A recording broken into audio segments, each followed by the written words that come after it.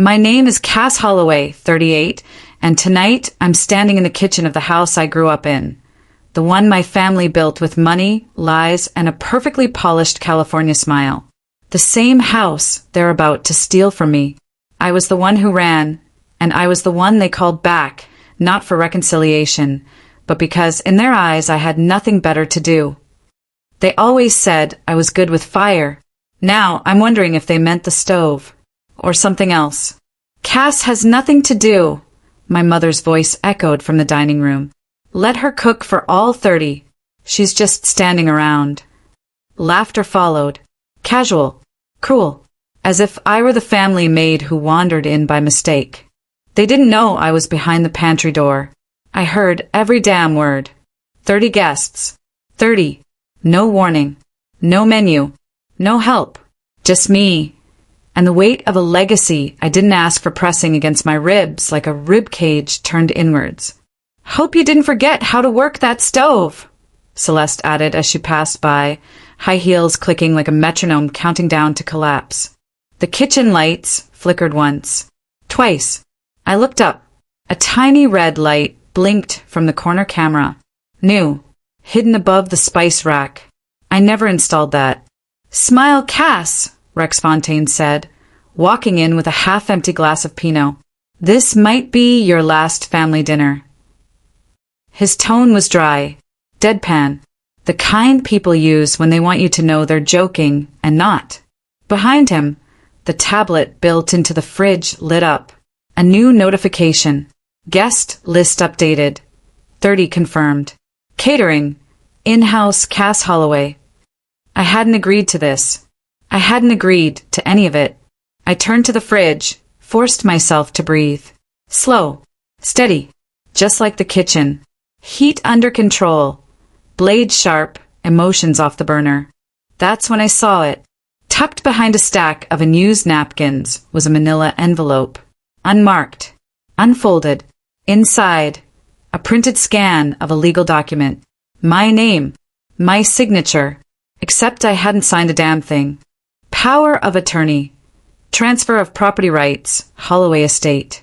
Who the hell forged my signature? I whispered. The document was dated 2 days ago. And at the bottom, a second page.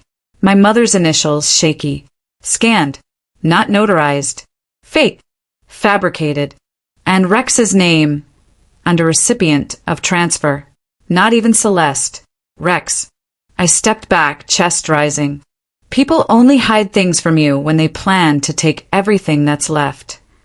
I pulled open the silverware drawer, not for utensils, but to check the hidden compartment my father had installed years ago.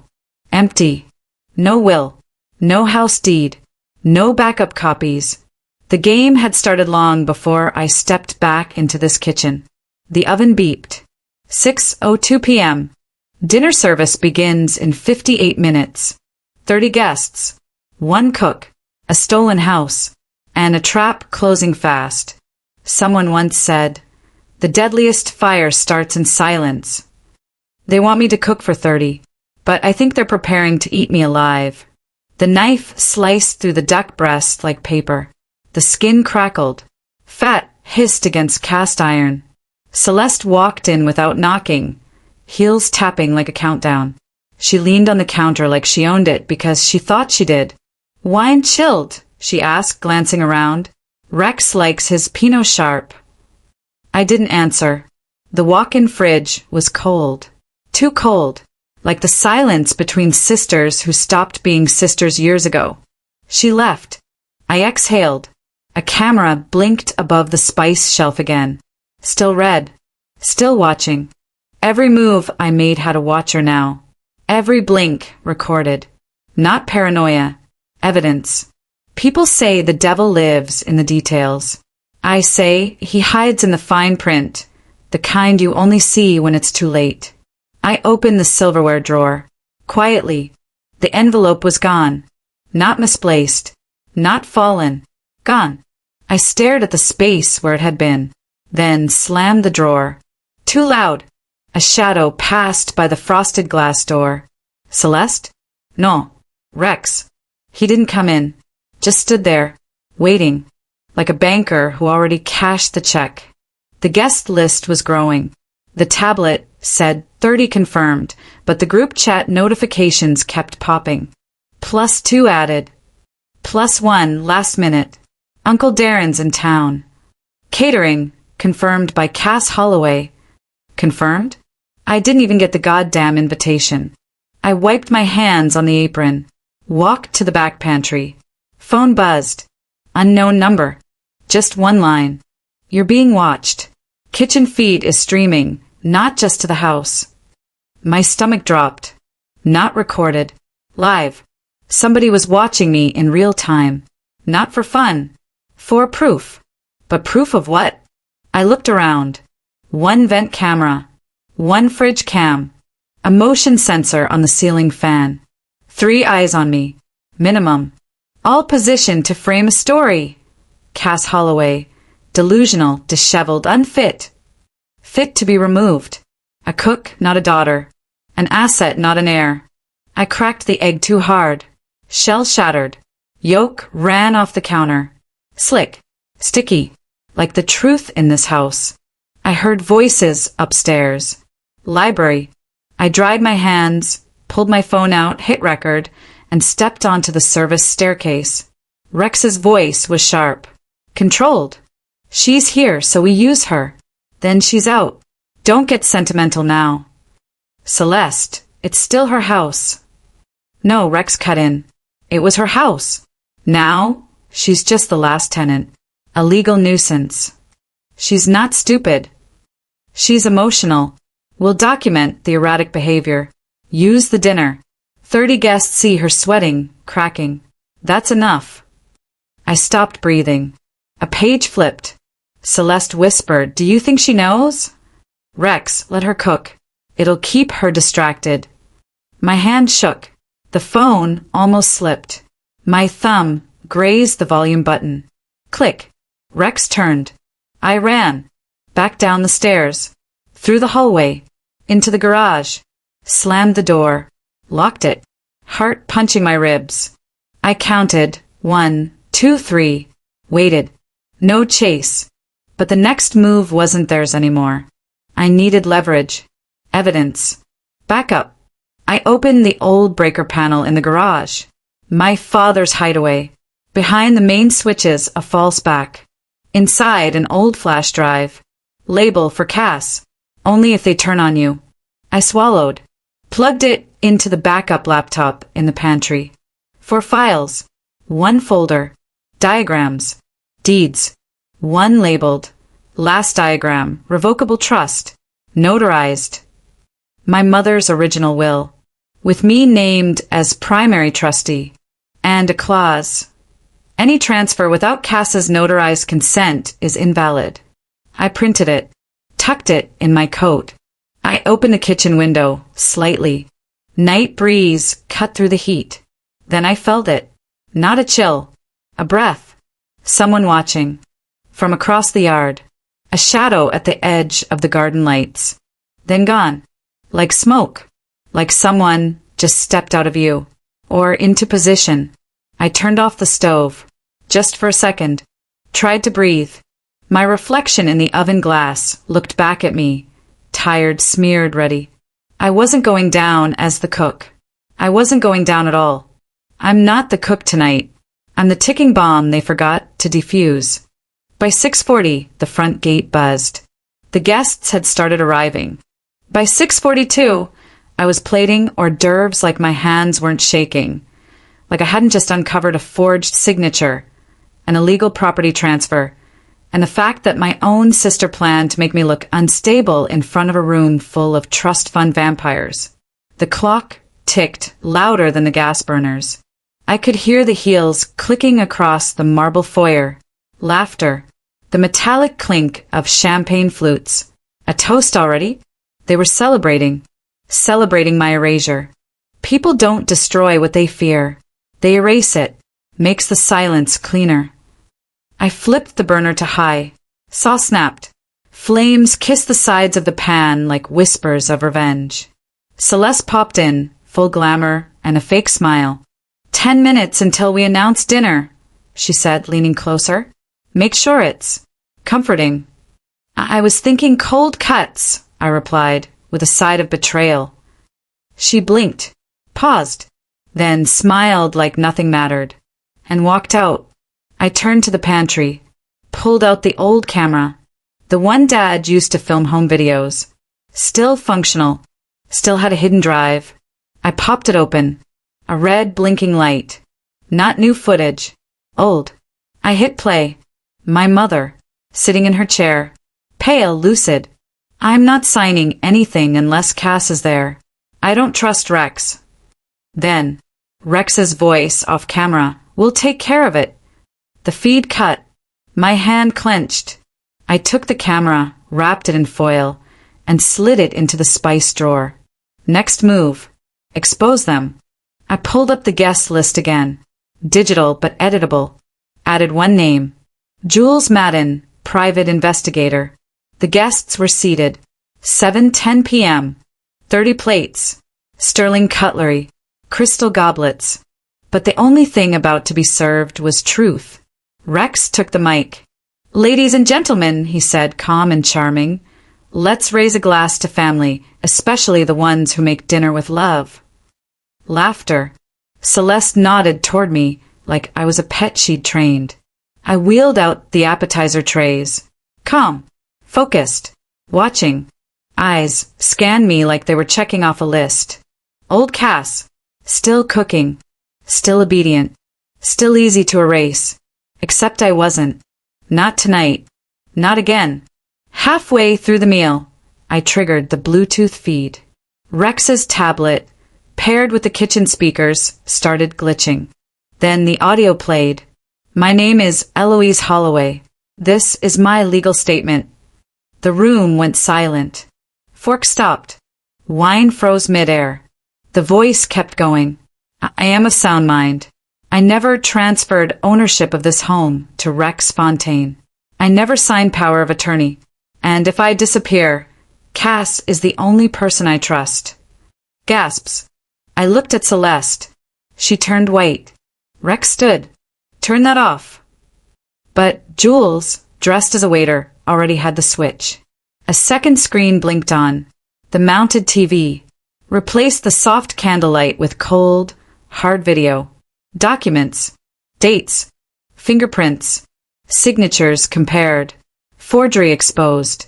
I walked forward. Tonight's main course isn't duck confit. It's the truth, and it's been marinating for far too long. Rex lunged forward, yanked the tablet, smashed it. Too late. The data had been streaming. Backup, drive uploaded to a public Dropbox. Live. The thing about secrets, I said, is they burn just as fast as oil. Guests started backing away. Phones came out.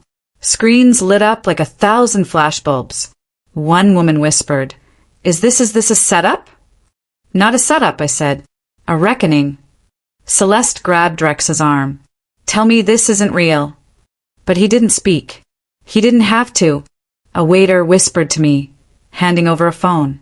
Mama's calling. I took it. Her voice soft, real. You did it, baby. I saw everything. You saved me. I closed my eyes. 1 second. Just one. I opened them again, and Rex was gone. Vanished. Celeste stood frozen. And in the back hallway, a door creaked shut. The house no longer felt like a prison. It felt like a battleground. And the next round was already loading. The crowd was disoriented. Forks still clutched midair. Wine half-sipped. Eyes darting. Hunting for something to make sense of what just happened. I could feel the shift. It wasn't just shock anymore. It was fear. And fear is the most honest emotion in any room. It strips people bare. Truth, I once heard a man say, is the meal no one asks for but everyone remembers. Celeste stood like a statue of herself. Her smile shattered across her face. And Rex? Gone. Disappeared the second the footage played. Classic coward. Big entrance, no exit strategy. I moved fast. Out of the dining hall. Down the hallway. past the portraits of dead relatives, all looking down at me like they'd known this day was coming. I took the servant stairs again. Quieter. Fewer eyes. Then footsteps. Not mine. Heavier. Steady. Someone else knew these stairs too. I stopped breathing. Flattened myself against the wall. Waited. The steps passed. Too fast to be Rex. Too deliberate for a guest. Was someone following me, or did someone already know where I was going? The study was empty. Desk open. Files scattered. One drawer still locked. Dad's drawer. I knew the code.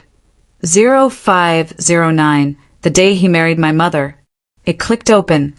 Inside, an old fireproof envelope, stamped with his lawyer's name, Willamette and Ashby Napa. Inside, not papers, a flash drive, and a post-it note. Don't let them sell the vineyard. It's not just about grapes. I blinked. The vineyard? My parents had sold that estate 5 years ago, or so I thought.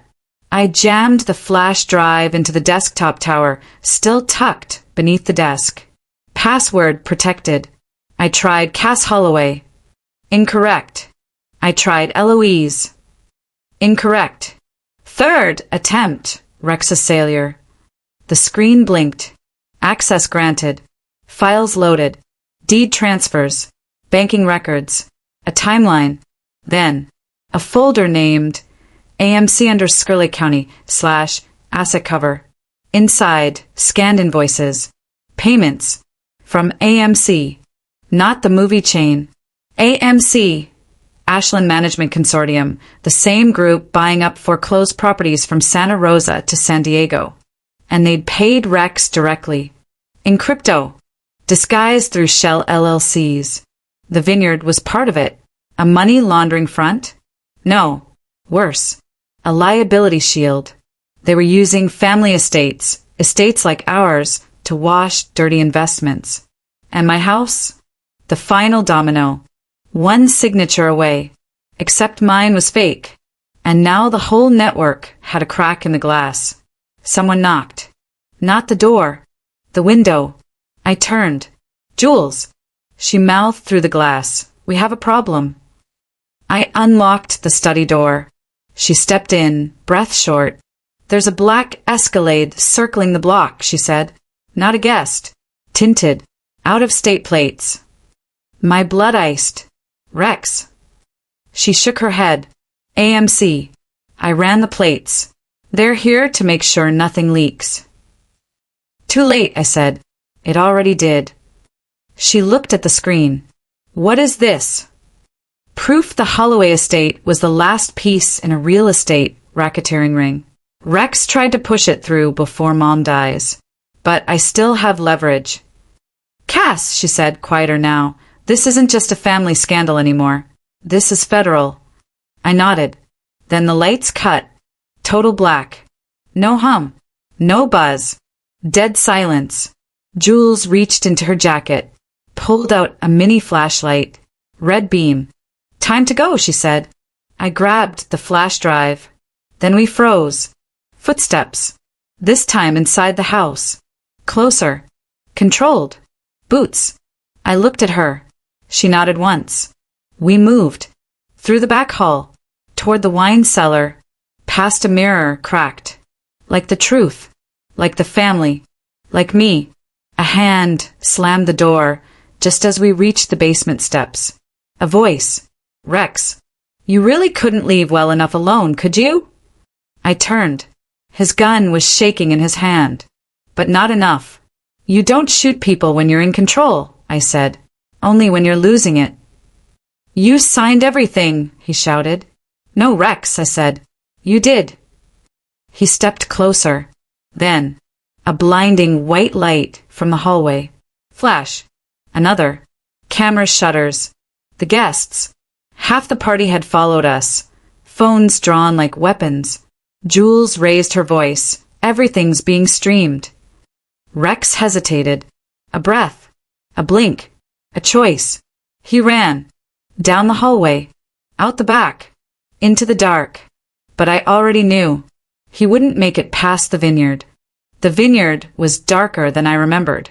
Rows of sleeping vines stretched like veins across the soil. Cold still, but not silent. The wind carried whispers, dry leaves, snapping branches, footsteps not mine. Jules and I moved low through the outer path, boots crunching gravel like a warning drum. She had her flashlight off now. Too risky. The moon was thin, barely a thumbnail in the sky, but it had to be enough. "He won't come here," she whispered. I didn't answer. He would. Rex didn't run without a plan. And this vineyard wasn't just land. It was leverage. It was legacy. And it held something else. The truth. People don't hide in places they hate, I murmured. They run to where they still feel powerful. At the old barn we stopped. The padlock was snapped. Door slightly ajar. Inside faint light. Generator hum. Quiet but steady. Jules held her breath. Pulled the Glock from her hip. "We go in fast," she said. "No hesitation." I nodded. Pain is temporary. Regret isn't. She pushed the door open. Fussed. We moved. Gun raised. Nothing. Just crates. And a laptop. Plugged into a portable battery. Live connection. Uploading something. Jules yanked the cord.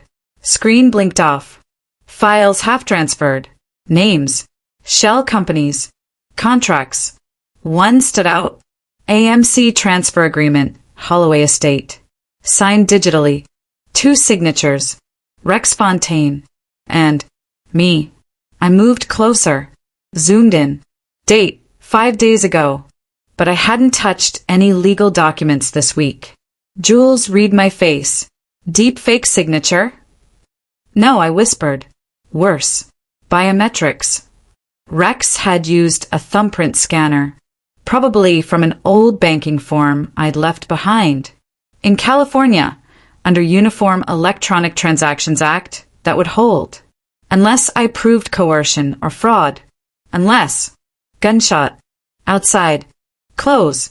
We dropped. Another shot. Window shattered above us. Jules yanked me behind a barrel. Back exit, she hissed. We ran. Through the side. Into the dark again. Boots behind us. At least 2. Not Rex. Professional. The kind AMC sends to clean up loose ends. I didn't look back. Didn't breathe. The vineyard had a hidden tunnel from harvest days, used to transport crates under shade. I found the latch under a rusted pump. Lifted it. Dirt stale, air hit us. Mold. Stone. Safety. We dropped in. Lid closed above. Dark. Crawling now. Jules whispered. If you die here, what would you regret? I almost laughed. Letting them think I was weak. Letting them write my ending. Her voice softened. Then rewrite it. At the tunnel's end, we emerged near the east fence. The safe house was a mile out. I had 1 bar of signal. I called. Cass. My mother's voice. I have the files, I whispered. Everything. But they're coming. A pause. Then she said, calmly, check your father's old wine ledger. Page 42. There's a line of credit in your name from the year you turned 18. My stomach dropped. What? AMC forged a lien against it to claim asset control. But that credit was never used. If you file a fraud claim before midnight under California Civil Code 1572, it'll stall their entire acquisition. My heart pounded. You knew this would happen. No, she said, but I knew you'd be the only one who'd fight. The call dropped. No signal. Jules pulled the flash drive from her jacket. We go public now. But if we release this too early, I said, they'll cover the holes. We need legal delay and public pressure. So we hit them on both fronts, she replied. File the fraud, then leak it. We reached the safe house at 9:42 p.m. Jules uploaded the AMC contracts to a whistleblower site. I logged into the estate bank portal, searched for the line of credit. There it was. $1.2 million. Untouched.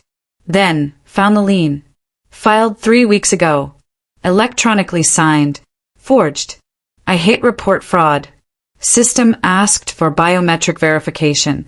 I scanned my thumb. Accepted. Then. Confirmation. Fraud claim accepted under California Civil Code 1572. Transaction flagged. Audit pending. Jules exhaled. Clock just started ticking, I said. Then let's make it loud, she said. The laptop chimed. New email. Anonymous sender. Subject line. You think this ends with Rex? Attachment, a photo. Celeste. In a meeting room. Next to a man in a sharp blue suit. Name tag visible. D. Maddox, AMC Legal Division. She wasn't just Rex's pawn. She was his handler. The knife was never in his hands. It was in hers. The ballroom smelled of lavender and champagne. Soft jazz drifted from the quartet in the corner.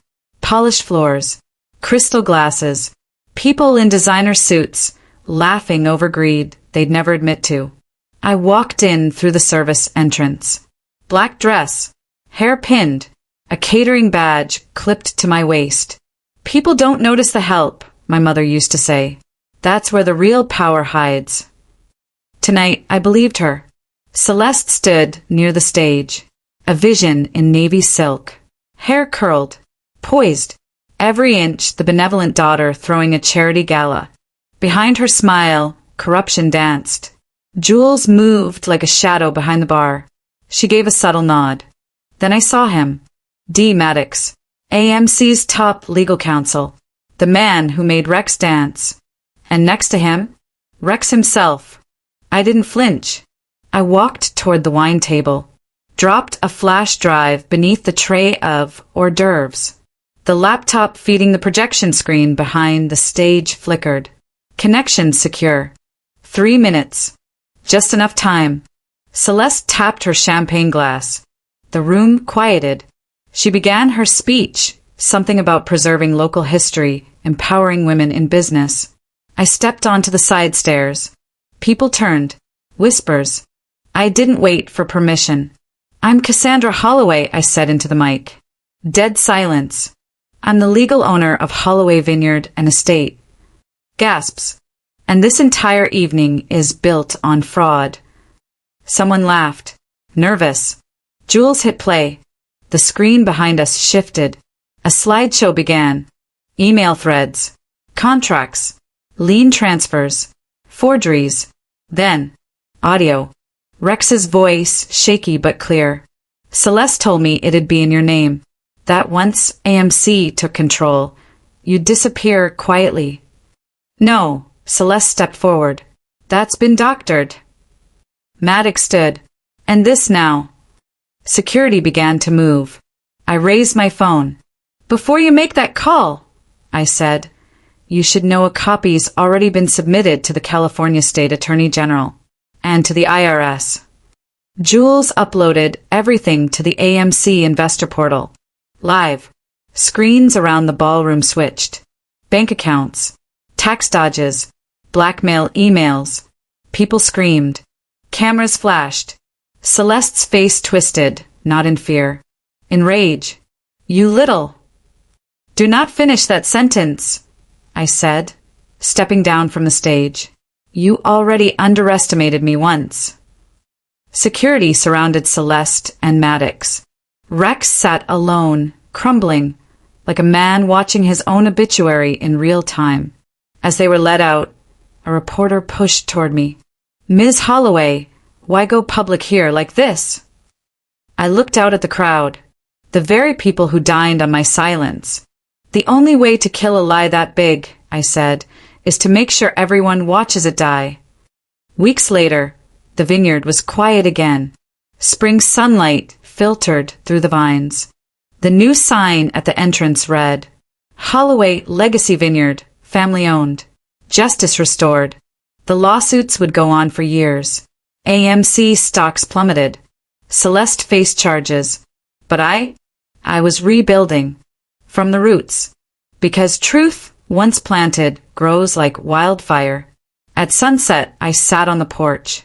Jules joined me. You ever regret it? I shook my head. They underestimated the quiet one, I said. That was their first mistake. What was the second? Thinking I'd stay quiet forever. She laughed. Then silence. But not the heavy kind. This one felt like peace. Funny, I added, watching the horizon.